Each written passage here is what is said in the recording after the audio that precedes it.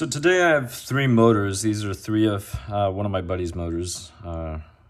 We have two Team Factor motors. These are 25.5 motors that we have here. And then we have a Team Powers. This is an Actinium V4. So this is the current model. So that's the 4. And all of these should be 25.5s. I believe this one's, this is a 21.5. So these are 25.5s. And this is a 21.5. So long story short, he's fried them. And by fried them, they still work, but he's definitely overheated these motors a few too many times. Now, this is one of my motors. This is actually a brand new motor I haven't used at all. So you can see there's no solder on the tabs yet. But one of the things that I want you to notice is if you look at the varnish here, see the coils? They still have that copper color to them. Camera's not focusing. Now that varnish over time is going to turn black, especially when exposed to really high heats.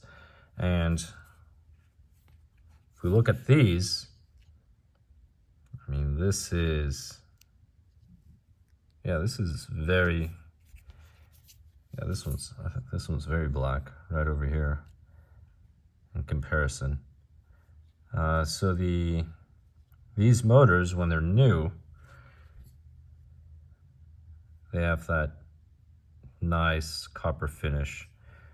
So this is something that is going to happen over time. They are going to get dark. These, maybe they were just overheated way too much. That's a possibility. So just for me to keep track of them, motor 1, motor 2, and this one, the copper still looks very good. So I don't know if he overheated this one. I know he overheated these before. What ended up happening is you're supposed to drop it for good luck. It's padded, so I'm not worried. And I dropped mine, not his. He started complaining that his motors just kept fading. Well, first the first motor. So then he bought another one, and then eventually it started doing the same thing. So I'm just going to place them. So these, so just to show you, 25.5, and I do have specs for a stock motor. So I'm going to be comparing the data sheet to the stock and see how far off they are. So 25.5. So these are both 25.5s. They will go up against the 25.5. Now, some of the things that can happen with motors when they overheat. Well, one, you can fry them completely. You can destroy the sensor board. But also you can demagnetize the rotor. So the rotor will generally start losing Gauss. I'm trying to remember the temperature. I believe it's 180 degrees, which is about 80 degrees Celsius, so 180 Fahrenheit, somewhere around there. So that's the danger. And then one of the things that you would notice is when you connect it to an analyzer, the motor just revs up. The revs increase because it's easier to spin the rotor. But the problem is you lose torque. So then you can't gain speed, and then if your gearing's off because it was based on when the motor was new, you no longer have speed, your motor heats up faster, and you start experiencing quite a lot of fade. So we'll start with motor timing.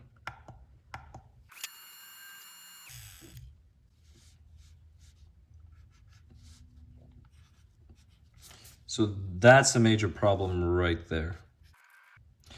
So I have not moved the bell on these motors at all from where he set it, but there's a big problem in the test that I have done with the Trinity X Factors. These numbers do not match up at all. If you set the timing at, for example, 20, it's probably at 30. 30, it's probably at 37. 40, you're probably looking at 46. 50, 55. 55 is actually 60, 61. So these numbers are completely off. They are not accurate.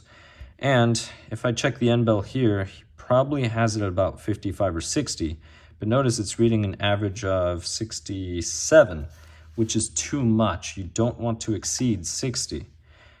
And I'm almost afraid to check.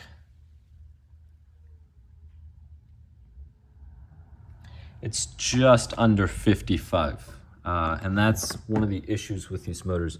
So you really need to put these motors, they're great motors. I think they're great motors, but you really need to put them in an analyzer. Let's see, there we go. You can kind of see it now. It's out of focus, but it's just below 55. So this motor was timed way too high.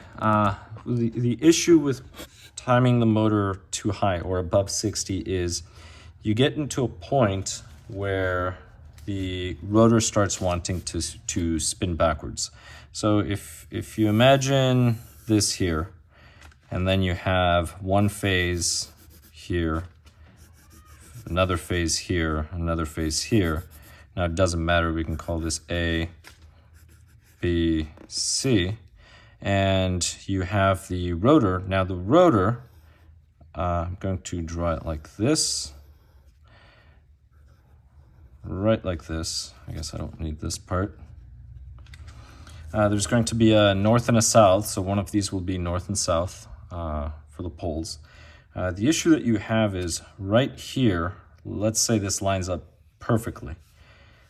This will be neutral, and then these are going to pull the magnets one way or the other depending on polarity. So if this is north, you turn this to south, and this is south and this is north, actually it's going to pull the motor right here. So then if you switch this one, I forgot what I said, say this is now north, this is south, so the south is going to want to kick this one away, the north is want to keep this, so it's going to rotate the motor. The problem is this is 360 degrees. If you divide 360 degrees,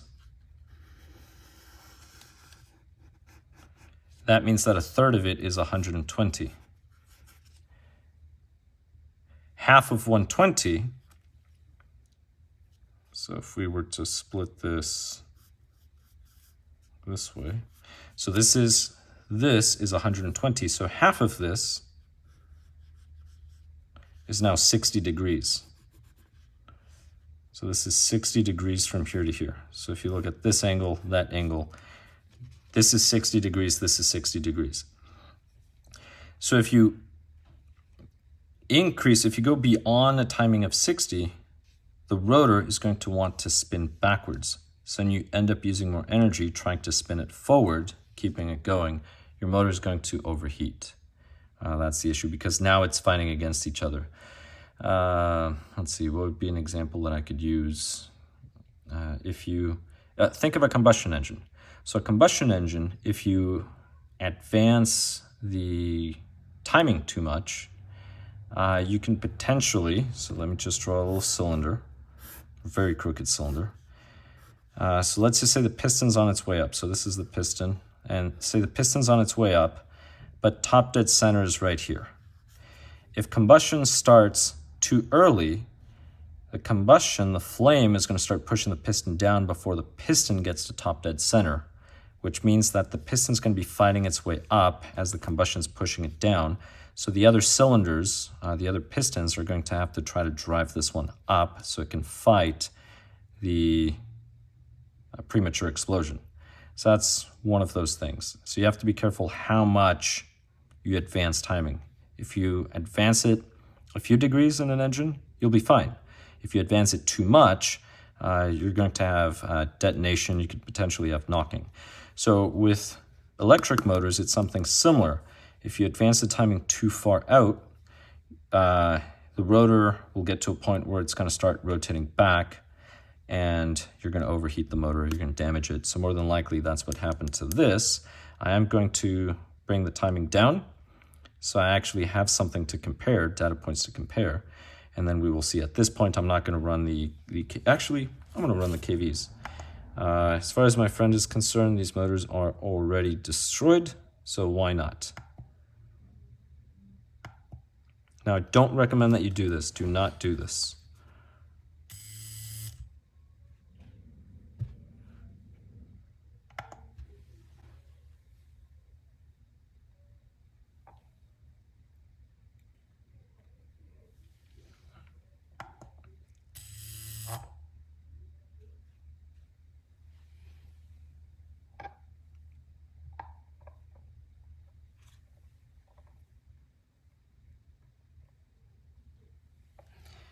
All right.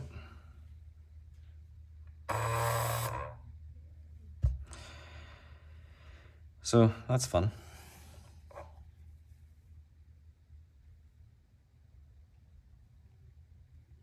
Just making sure nothing's loose, and nothing's contacting, but it just doesn't want to. And that's the reason why, because it's fighting against itself. Now, when you have an ESC, the ESC is going to send the current no matter what. It's going to try to force that motor to spin. So that's the reason. So for example, let's just say you have motor timing. Let's just say the actual timing of the motor was 45 degrees. And then you add 15-degree boost. And then you add 15-degree turbo. You're going to exceed that 60 and you're going to end up damaging the motor. You're actually not going to get that top speed. So your goal should be 60 max, which is why it's very important for you to know the actual timing relationship in the end bell, which I'm sure my friend did not know. So at this point, I'm going to go ahead and connect the other one just to show you how far it is. Now this reads 60. I don't even think this is actually going to read it. So let's see. So we placed it at 60, which is a huge mistake.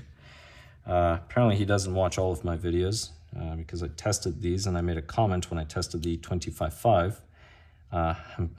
I'm kidding. We can still race. We can still be race mates. That's all right. No, I'm kidding. But here we go. So I'll go ahead and connect the other motor.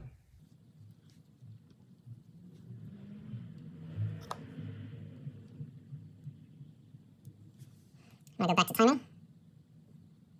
Of course I passed it.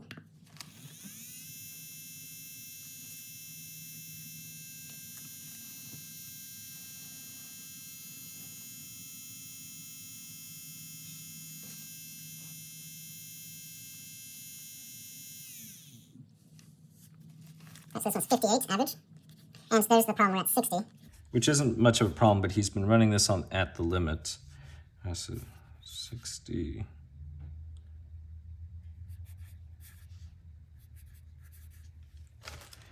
Which, the higher timing, the more heat, because it's going to take up more amperage. Now this may read it because it's just at 60. So let's go ahead and try.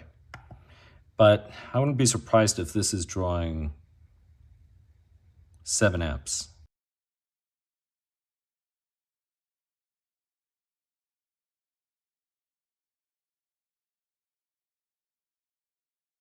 It's already at 5, so that's the amperage you actually want to run.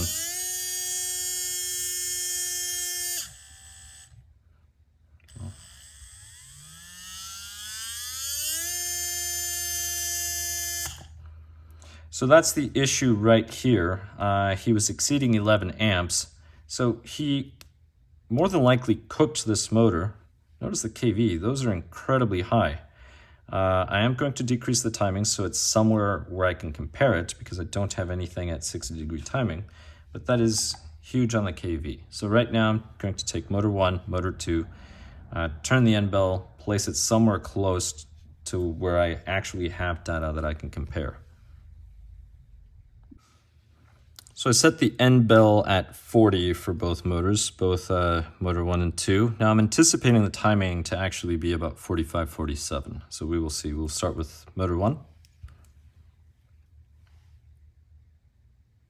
And like I said, I do have a test that I ran on a brand new 25.5. Now one of these I believe is a certified motor. I think this is a certified motor, which is a shame that he fried it, but this one looks like a certified motor based on the screws and those little pins compared to this one. If you can tell, so these are a bright color and these are just black. And this one doesn't have the pins sticking out like this one does. but we will see. Let's go ahead and connect these.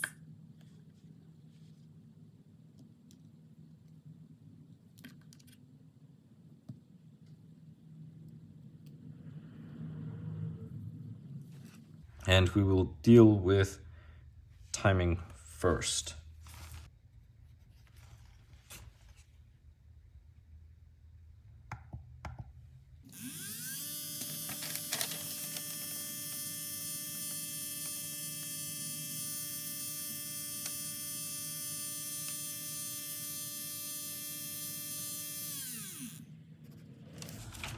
All right, so we are, actually it's lower, it's 36. We have 36, 35, 38, and 34. All right, so now we can go ahead and do the other run.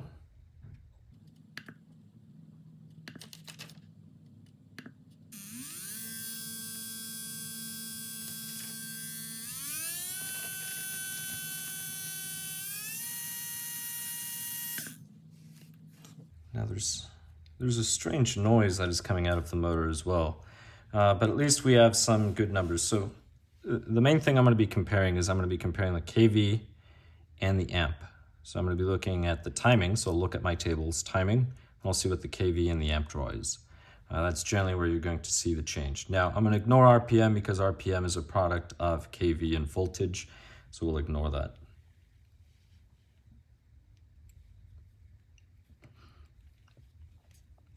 And we'll go ahead and look at motor number 2. So at this point, I'm thinking I may not test this one because this one actually looks good. I think timing bell doesn't look like he overtimed it. Probably just gave it to me out of curiosity. I'm gonna have to ring him up and see if it was just out of curiosity or not, because that motor actually looks good.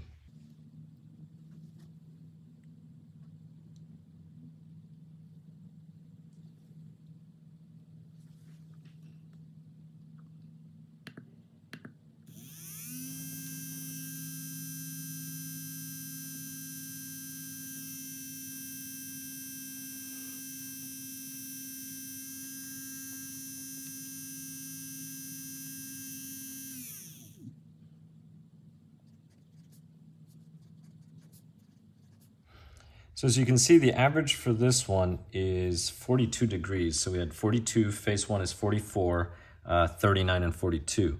And both of these motors, the timing bell was set at the same thing. This one, I have to ask him, but I believe this was a certified motor. This one reads lower, so 40, it actually read 36. This one at 40 reads a little higher. But notice 40 and 44, that's an issue that you can run with. You may be thinking that you are at 55. Oh, I still need to do the kV test. Then it turns out you're actually exceeding 60, and then you start running into problems. Well, let's do the kV now on this one.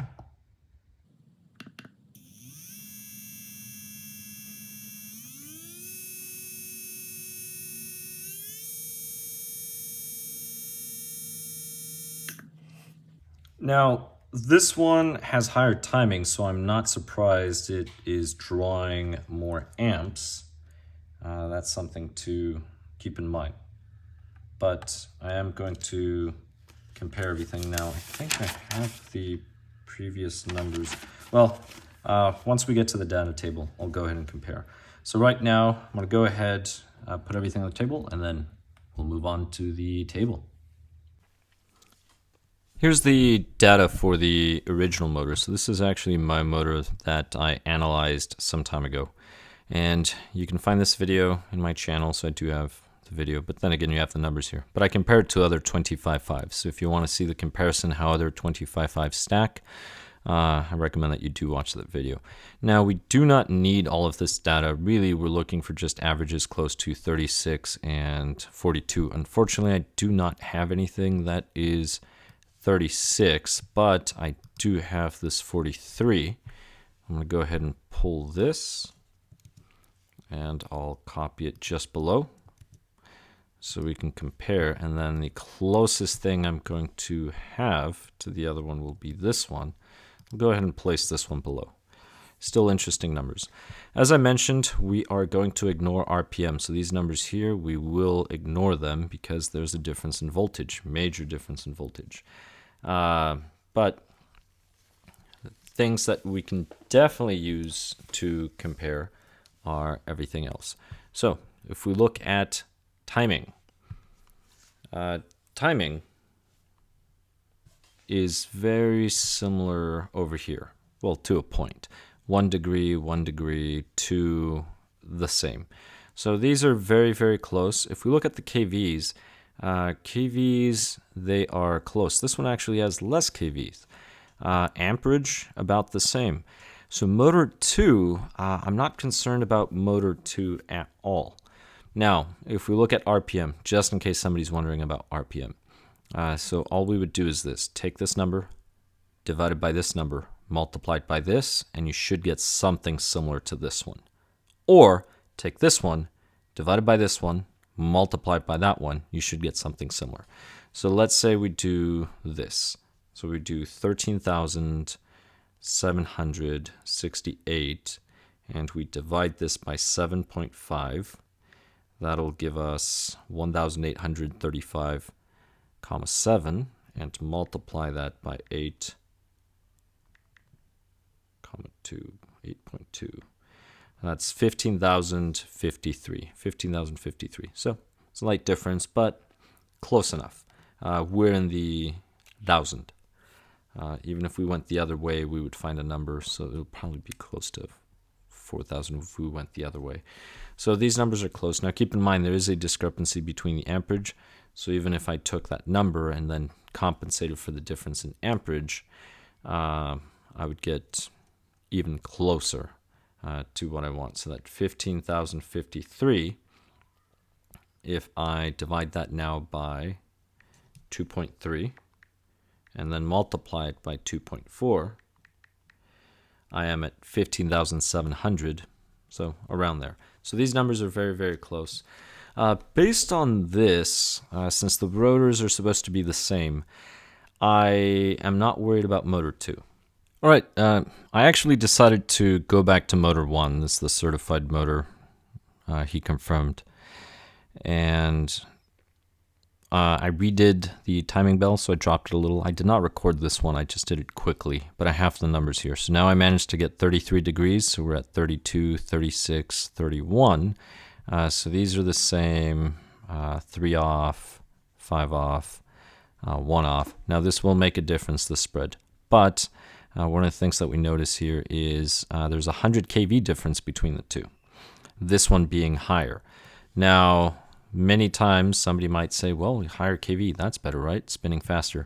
Well, that means that this one did demagnetize, more than likely, because that's a pretty large spread.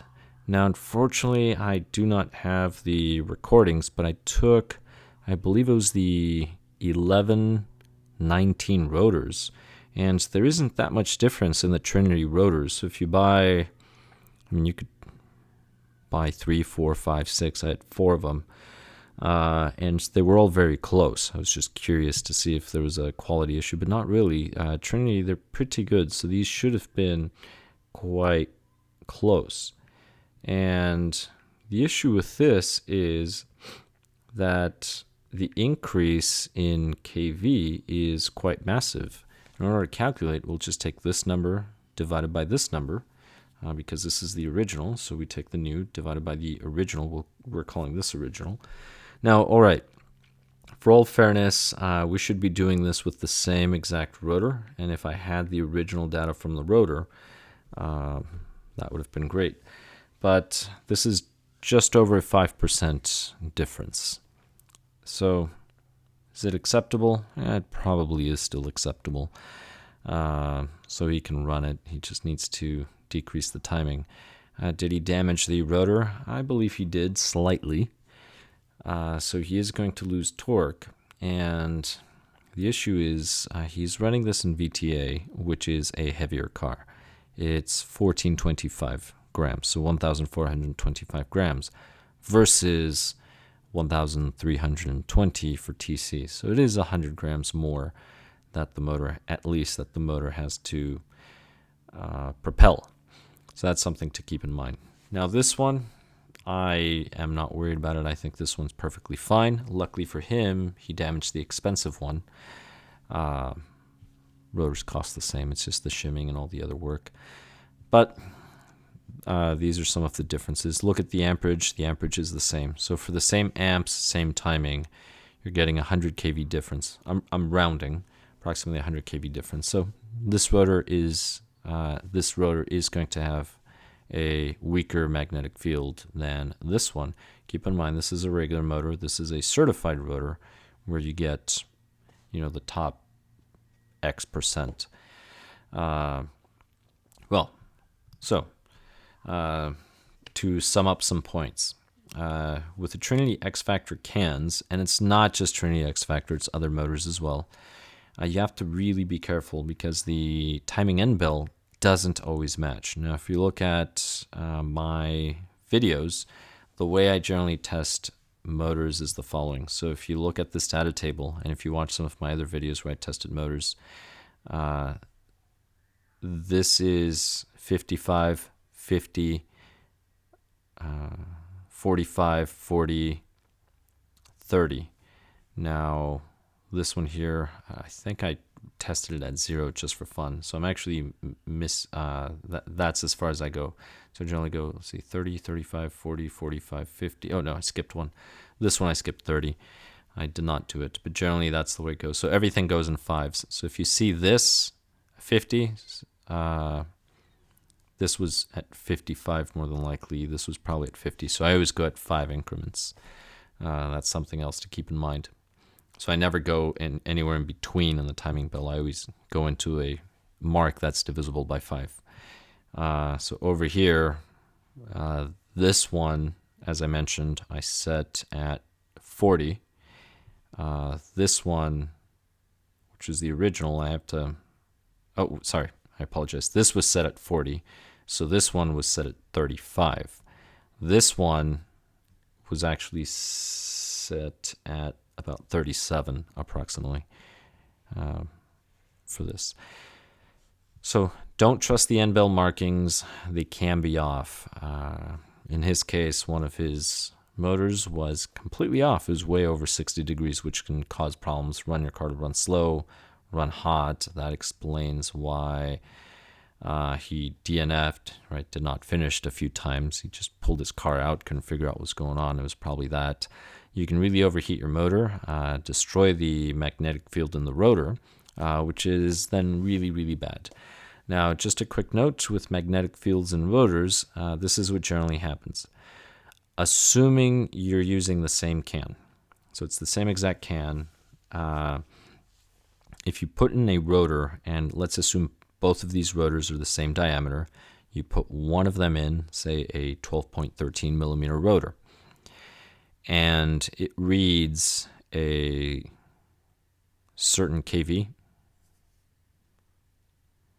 and then you put the other rotor in and it reads a much higher kV, chances are the rotor with the much higher kV has a weaker Gauss, so it's a weaker magnetic field that the stator can spin really fast. That's the reason why. Sometimes it'll also draw less amps. Sometimes that's a possibility, although that generally holds true with less diameter rather than less Gauss, to be honest. If you've seen some of my other videos comparing different diameter rotors, well, if you look at my 17.5 videos for X Factor 17.5, I swapped the rotors for different diameters, different Gauss, but that's something to keep in mind. So if the rotors are the same dimensions, the one with the weaker Gauss will give you more RPM or more kV. The one with the stronger Gauss will give you, yes, more torque, but it'll give you less kV, less RPM. Now, which one is best? It depends on your application. The one with the stronger rotor, you're not going to be able to put as much timing into it because the amps are going to climb higher pretty fast, but you'll be able to gear lower. so you'll get the speed through gearing. The other one, the amperage will not climb as much, so you can increase the timing a little more, so you'll get the speed from the motor because you're going to have to gear higher. So you're going to lose speed in the gearing, and that's something to keep in mind. So for him, I think he can still run both of these motors. Luckily for him, he's just going to be very selective. He will have to be very selective in the gearing. Thank you very much for watching. I hope this little information and talk was useful, or at least entertaining. Please subscribe if you have not, and I'll catch you in the next one. Oh, what? Oh, my hair! My rod! My rod!